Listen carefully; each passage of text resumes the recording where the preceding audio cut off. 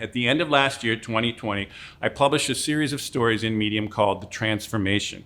It tells the largely positive story of 2020 to 2050 from the perspective of someone in 2100. But it's more than a story. It's the best case of what I think is largely happening and could plausibly happen in the next 30 years. I think we're on the verge of another technology and economic boom that could dwarf the one we just went through the last 30 years.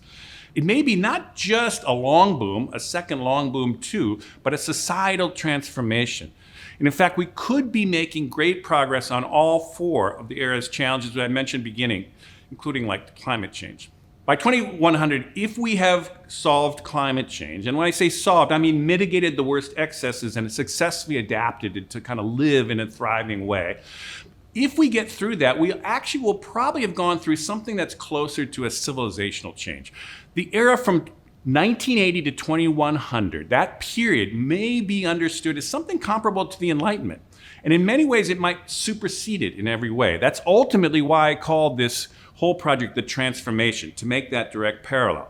So in this talk, I'm going to make the best case to convince you that we're heading into a bigger long boom than the one we've even been through, and that we're in the early stages of civilizational change.